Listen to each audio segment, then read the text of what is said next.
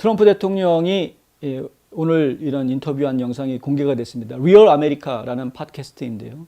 로나 맥데니어는 지금 그 공화당 전국위원회, 전국공화당위원회의 의장을 맡고 있는 인물이죠. 로나 맥데니얼이 요즘 시리즈로 방송을 하고 있습니다. 지난번에는 이제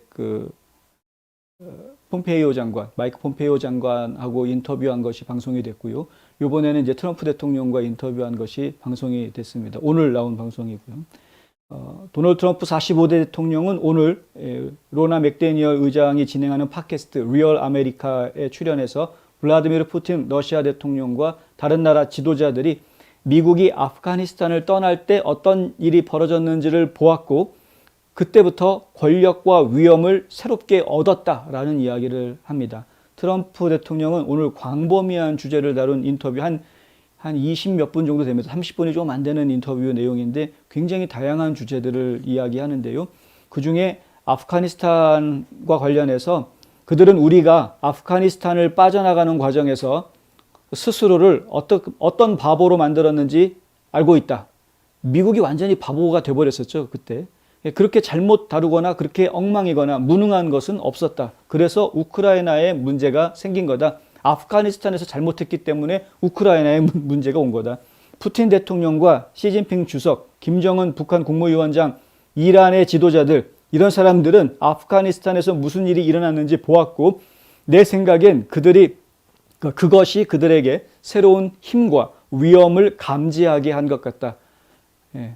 미국이 하는 거 보니까 왠지 어깨에 막 힘이 딱 들어가더라 이거죠. 가만히 앉아가지고 보면서 야 미국 저렇게밖에 못해. 야 씨 내가 더 낫잖아. 이런 식의 생각을 은연중에 갖게 만들어 주었다라는 겁니다. 트럼프는 히스패닉, 아프리카계 미국인, 아시안계 미국인들을 볼 때 우리는 결코 과거에 받아들일 수 없었던 너무나 많은 사람들이 지금 공화당에 받아들여져 있는 모습을 보고 있다라는 이야기도 합니다.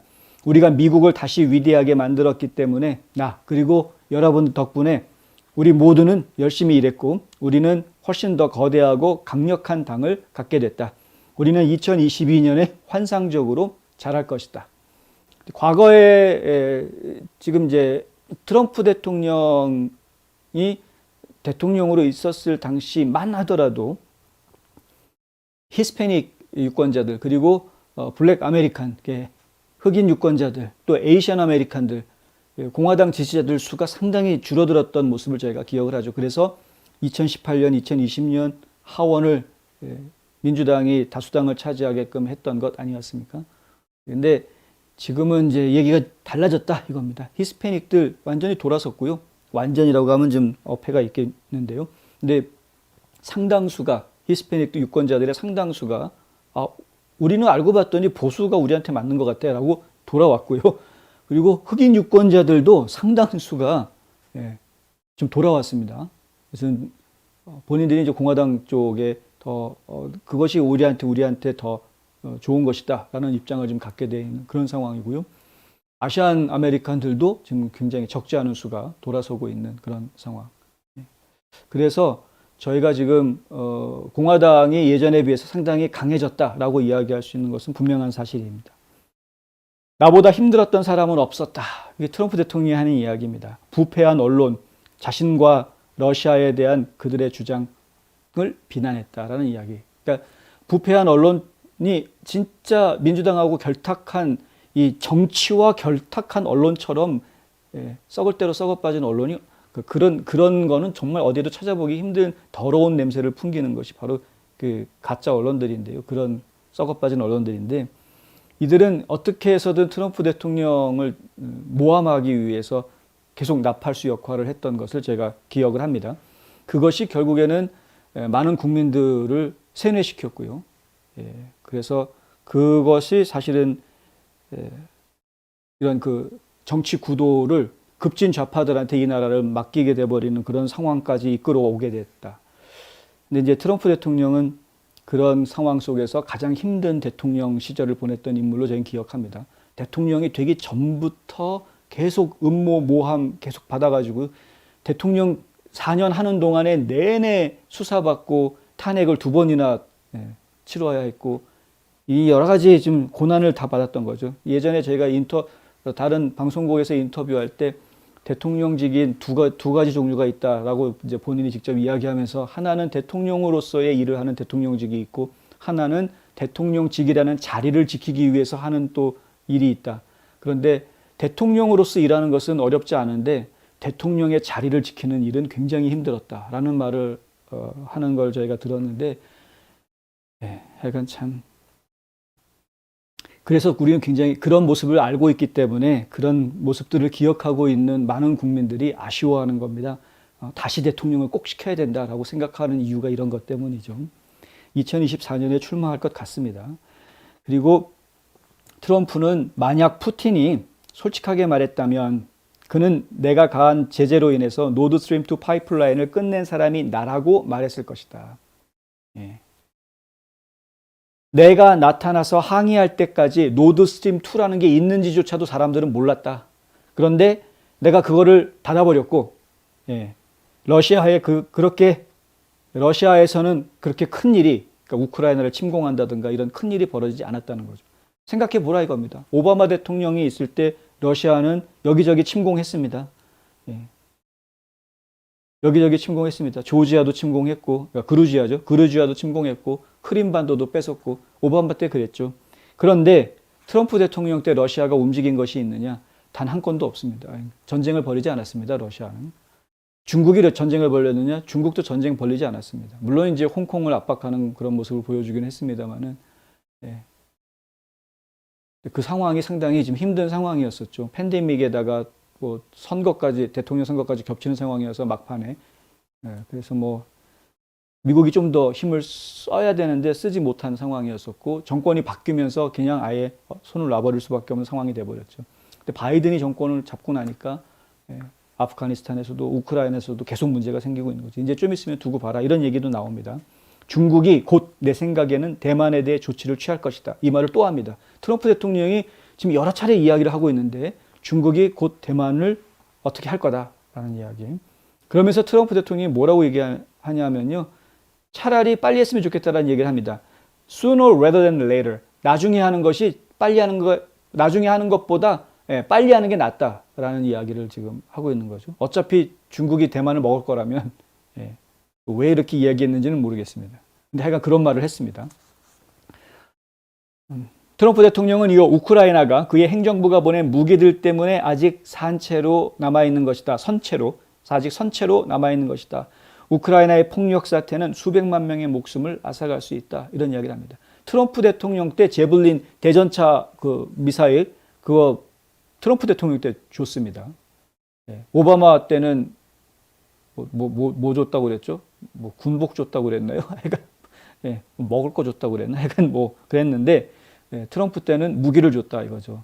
지금 그때 주었던 무기, 물론 지금 제블린 미사일은 또 새로 추가로도 더 지금 전달이 되어져 있는 상황이고요. 그래서 지금 전차 부대가 진군하는 것을 상당히 막을 수 있었던 것으로 지금 키예프 앞까지 와 있던 부대들이 더 이상 전진하는 것이 쉽지 않으니까 이 방향을 꺾어가지고 지금 키예프를 포위하는 형태로 지금 진행을 하고 있는 상태입니다. 그렇게 지금 맞설 수 있는 시간을 벌 수 있도록 해준 것이 결국은 트럼프 때 주었던 제블린 미사일 덕분이었다. 이런 이야기를 로켓포 덕분이다. 이 얘기를 하는 거죠. 아파트 건물들이 붕괴되고 있다. 건물들에는 많은 사람들이 있는데 그들은 그것에 대해서 말하지 않는다. 당신은 그들이 2명이 다쳤다고 말하는 것을 알고 있다? 아니다. 많은 사람들이 죽었다. 그건 모두 말도 안 되는 소리다. 건물들이 좌우로 내려와 없어지고 있다. 이건 현대판 재앙이다. 현장 사진들, 영상들 보면 끔찍합니다. 사람들 걸어가고 있는데 옆에서 바로 포탄이 터집니다. 끔찍한 일들이 벌어지고 있습니다. 보도에 따르면은 지뢰를 설치해 놔가지고 민간인들이 피난 가다가 지뢰를 밟아 터지는 일이 벌어지고 있다라는 이야기도 나오고 있습니다. 그러니까 이런 끔찍한 상황 속에서 이 우크라이나 국민들 엄청나게 많이 사망을 했다는 것이죠. 몇천 명 죽은 정도 수준이 아닐 거다라는 이야기입니다. 트럼프 대통령은 다가오는 선거에 대해서는 공화당이 나라를 바로잡아야 할 필요성이 있다는 이야기도 합니다. 인플레이션을 말하자면, 국경에 대해서 말하자면, 그리고 장벽에 대해서 말하자면 모든 것을 이야기할 때 이 나라는 당신이 아는 엉망진창 그 자체다. 우리는 국경에서 가장 많은 수를 가지고 있었다. 마약 수치가 거의 역대 최저치를 기록했었는데 오랫동안 마약 거래가 크게 중단됐었고 남부 국경도 상태가 많이 좋아졌어요. 2019년에 잠깐 이 월경이 커지는 경우가 있었죠. 그때 뭐 캐러반들이 몰려온다 어쩐다 난리를 친 적이 있었습니다. 그 당시에 트럼프 대통령이 과감하게 멕시코 정부를 설득을 시켜서 NPP, 그러니까 멕시코 잔류정책이라는 거를 만들어내고 그거를 시행하게 됩니다. 그 이후로 급격하게 다시 줄어들었습니다.